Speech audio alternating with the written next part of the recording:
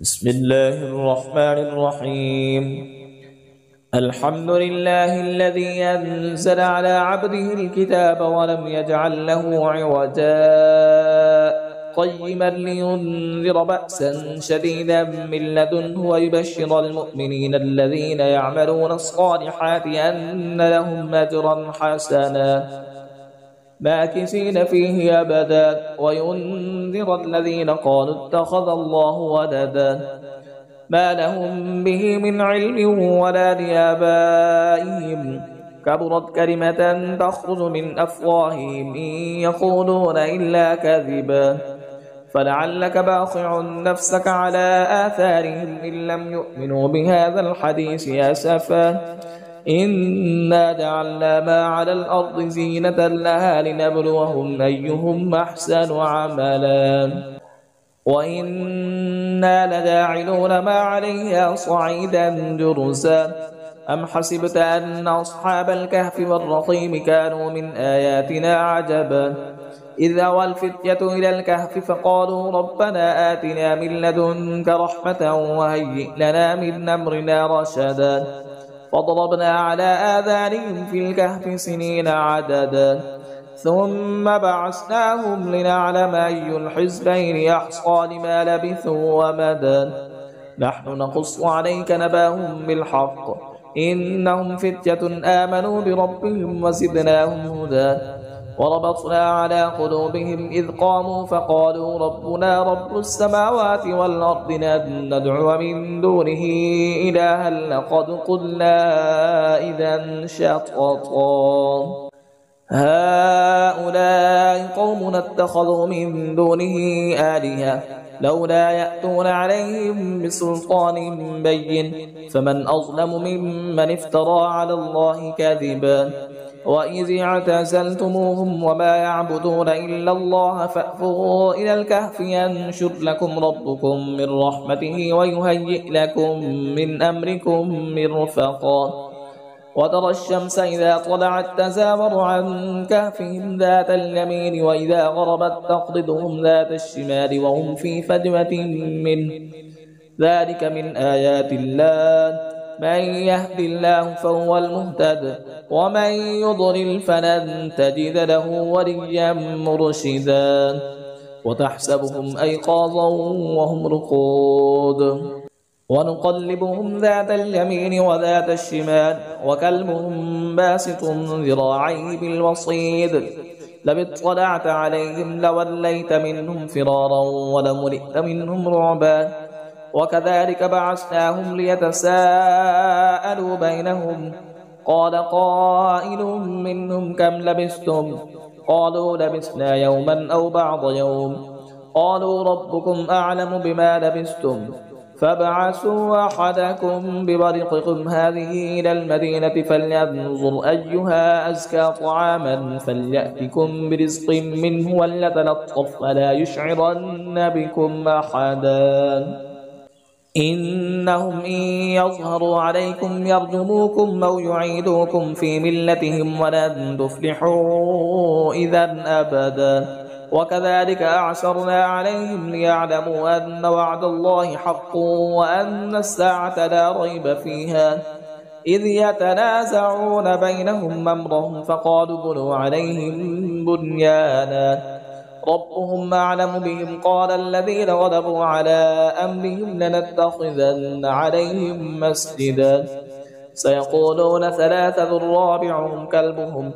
ويقولون خمسة سادسهم كلبهم رجما بالغيب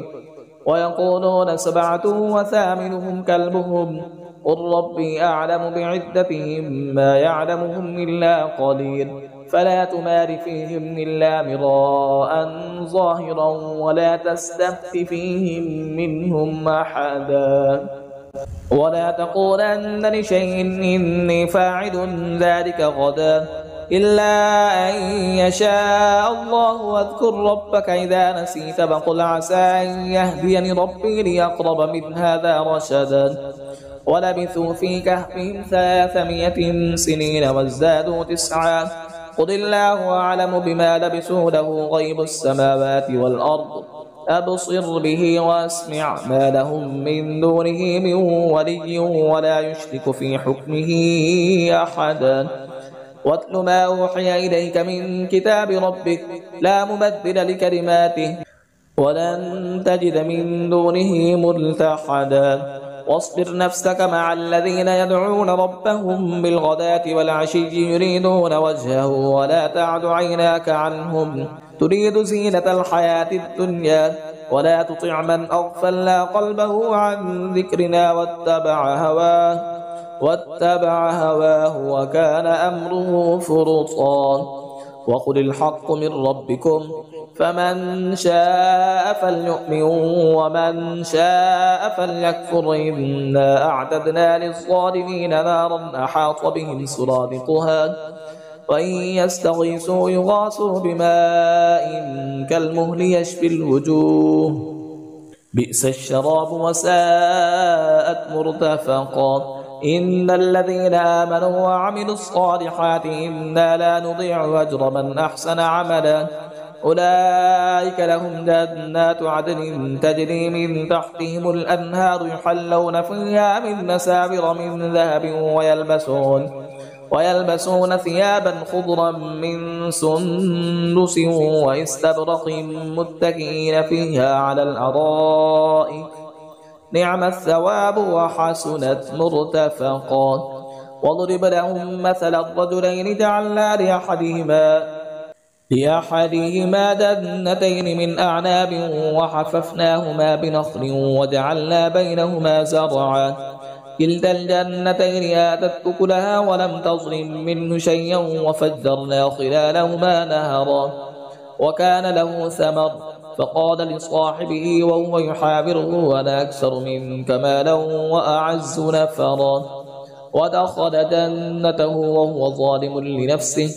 قال ما أظن أن تبيد هذه أبدا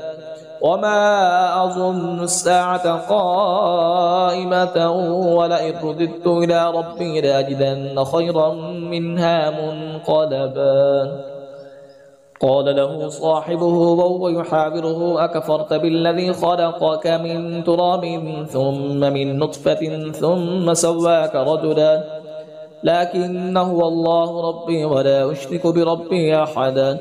ولولا إذ دخلت جنتك قلت ما شاء الله لا قوة إلا بالله إن ترني أنا أقل منك مالا وولدا فعسى ربي أن يؤتيني خيرا من جنتك ويرسل عليها حسبانا من السماء فتصبح صعيدا زلقا أو يصبح ماؤها غورا فلن تستطيع له طلبا وأحيط بثمنه فأصبح يقلب كفيه على ما أنفق فيها وهي خاوية على عروشها ويقول يا ليتني لم أشرك بربي أحدا ولم تكن له فئة ينصرونه من دون الله وما كان منتصرا هنالك الولاية لله الحق هو خير ثوابا وخير عقبا واضرب لهم مثل الحياة الدنيا كماء إن أنزلناه من السماء فاختلط به نبات الأرض فأصبح هشيما تذروه الرياح وكان الله على كل شيء مقتدرا المال والبنون زينة الحياة الدنيا والباقيات الصالحات خير عند ربك ثوابا وخير أملا ويوم نسير الجبال وترى الأرض بارزة وحشرناهم فلم نغادر منهم أحدا وعرضوا على ربك صفا لقد جئتمونا كما خلقناكم أول مرة بل زعمتم أن لن نجعل لكم موعدا ووضع الكتاب فترى المجرمين مشفقين مما فيه ويقولون يا ويلتنا ما لهذا الكتاب لا يغادر صغيرة ولا كبيرة إلا أحصاها ووجدوا ما عملوا حاضرا ولا يظلم ربك أحدا وإذ قلنا للملائكة اسجدوا لآدم فسجدوا إلا إبليس كان من الجن ففسق عن أمر ربه أفتتخذونه وذريته أولياء من دوني وهم لكم عدو بئس للظالمين بدلا ما أشهدتهم خلق السماوات والأرض ولا خلق أنفسهم وما كنت متخذ المضلين عضدا ويوم يقول نادوا شركائي الذين زعمتم فدعوهم فلم يستجيبوا لهم وجعلنا بينهم موبقا ورأى المجرمون النار فظنوا أنهم مواقعوها ولم يجدوا عنها مصرفا ولقد صرفنا في هذا القرآن للناس من كل مثل وكان الإنسان أكثر شيء جدلا وما منع الناس أن يؤمنوا إذ جاءهم الهدى ويستغفروا ربهم إلا أن تأتيهم سنة الأولين أو يأتيهم العذاب قبلا وما نرسل المرسلين إلا مبشرين ومنذرين ويجادل الذين كفروا بالباطل ليدحضوا به الحق واتخذوا آياتي وما أنذروا هزوا ومن أظلم ممن ذكر بآيات ربه فأعرض عنها ونسي ما قدمت يداه إنا جعلنا على قلوبهم أكنة أن يفقهوا وفي آذانهم وقرا وإن تدعوهم إلى الهدى فلن يهتدوا إذا أبدا وربك الغفور ذو الرحمن لو يؤاخذهم بما كسبوا لعجل لهم العذاب بل لهم موعد لن يجدوا من دونه موئلا وتلك القرى أهلكناهم لما ظلموا وجعلنا لمهلكهم موعدا وإذ قال موسى لفتاه لا أبرح حتى أبلغ مجمع البحرين أو أمضي حقبا فلما بلغا مجمع بينهما نسيا حوتهما فاتخذ سبيله في البحر سربا فلما جاوزا قال لفتاه آتنا غداءنا لقد لقينا من سفرنا هذا نصبا قال أرأيت إذ أوينا إلى الصخرة فإني نسيت الحوت وما أنسانيه إلا الشيطان أن أذكره واتخذ سبيله في البحر عجبا قال ذلك ما كنا نبغي فارتدا على آثارهما قصصا فوجدا عبدا من عبادنا آتيناه رحمة من عندنا وعلمناه من لدنا علما قال له موسى هل أتبعك على أن تعلمني مما علمت رشدا قال إنك لن تستطيع معي صبرا وكيف تصبر على ما لم تحط به خبرا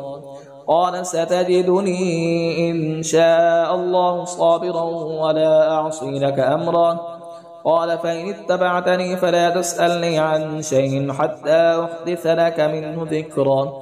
فانطلقا حتى إذا ركبا في السفينة خرقا قال أخرقتها لتغرق أهلها لقد جئت شيئا إمرا قال ألم أقل إنك لن تستطيع معي صبرا قال لا تؤاخذني بما نسيت ولا ترهقني من أمري عسرا فانطلقا حتى إذا لقيا غلاما فقتله قال أقتلت نفسا زكية بغير نفس لقد جئت شيئا نكرا قال ألم أقل لك إنك لن تستطيع معي صبرا قال إن سألتك عن شيء بعدها فلا تصاحبني قد بلغت من لدني عذرا فانطلقا حتى إذا أتيا أهل قرية استطعما أهلها فابوا أن يضيفوهما فوجدا فيها جدارا يريد أن ينقض فأقامه قال لو شئت لاتخذت عليه أجرا قال هذا فراق بيني وبينك سأنبئك بتأثير ما لم تستطع عليه صبرا أما السفينة فكانت لمساكين يعملون في البحر فأردت أن أعيبها وكان وراءهم ملك يأخذ كل سفينة غصبا وأما الغلام فكان أبواه مؤمنين فخشينا أن يرهقهما طغيانا وكفرا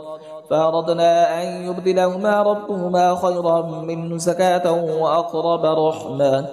وأما الجدار فكان لغلامين يتيمين في المدينة وكان تحته كنز لهما وكان أبوهما صالحا فأراد ربك أن يبلغا أشدهما ويستخرجا كنزهما رحمة من ربك وما فعلته عن أمري ذلك تأويل ما لم تسطع عليه صبرا ويسألونك عن ذي القرنين قل سأتلو عليكم منه ذكرا إنا مكنا له في الأرض وآتيناه من كل شيء سببا فاتبع سببا حتى إذا بلغ مغرب الشمس وجدها تغرب في عين حمية ووجد عندها قوما قلنا يا ذا القرنين إما أن تعذب وإما أن تتخذ فيهم حسنا قال أما من ظلم فسوف نعذبه ثم يرد إلى ربه فيعذبه عذابا نكرا وأما من آمن وعمل صالحا فله جزاء الحسنى وسنقول له من أمرنا يسرا ثم أتبع سببا حتى إذا بلغ مطلع الشمس وجدها تطلع على قوم لم نجعل لهم من دونها سترا كذلك وقد أحطنا بما لديه خبرا ثم أتبع سببا حتى إذا بلغ بين السدين وجد من دونهما قوما لا يكادون يفقهون قولا قالوا يا ذا القرنين إن يأجوج ومأجوج مفسدون في الأرض فهل نجعل لك خرجا على أن تجعل بيننا وبينهم سدا قال ما مكنني فيه ربي خير فاعينوني بقوة أجعل بينكم وبينهم ردما آتوني زبر الحديد حتى إذا ساوى بين الصدفين قال انفخوا حتى إذا جعله نارا قال آتوني أفرغ عليه قطرا فما استطاعوا أن يظهروا وما استطاعوا له نقبا قال هذا رحمة من ربي فإذا جاء وعد ربي جعله دكاء وكان وعد ربي حقا وتركنا بعضهم يومئذ يموج في بعض ونفخ في الصور فجمعناهم جمعا وعرضنا جهنم يومئذ للكافرين عرضا الذين كانت أعينهم في غطاء عن ذكري وكانوا لا يستطيعون سمعا أفحسب الذين كفروا أن يتخذوا عبادي من دوني أولياء إنا أعتدنا جهنم للكافرين نزلا قل هل ننبئكم بالأخسرين أعمالا الذين ضل سعيهم في الحياة الدنيا وهم يحسبون أنهم يحسنون صنعا أولئك الذين كفروا بآيات ربهم ولقائه فحبطت أعمالهم فلا نقيم لهم يوم القيامة وزنا ذلك جزاؤهم جهنم بما كفروا واتخذوا آياتي ورسلي هزوا إن الذين آمنوا وعملوا الصالحات كانت لهم جنات الفردوس نزلا خالدين فيها لا يبغون عنها حولا قل لو كان البحر مدادا لكلمات ربي لنفد البحر قبل أن تنفد كلمات ربي ولو جئنا بمثله مددا قل إنما أنا بشر مثلكم يوحى إلي أنما إلهكم إله واحد فمن كان يرجو لقاء ربه فليعمل عملا صالحا ولا يشرك بعبادة ربه أحدا صدق الله العظيم.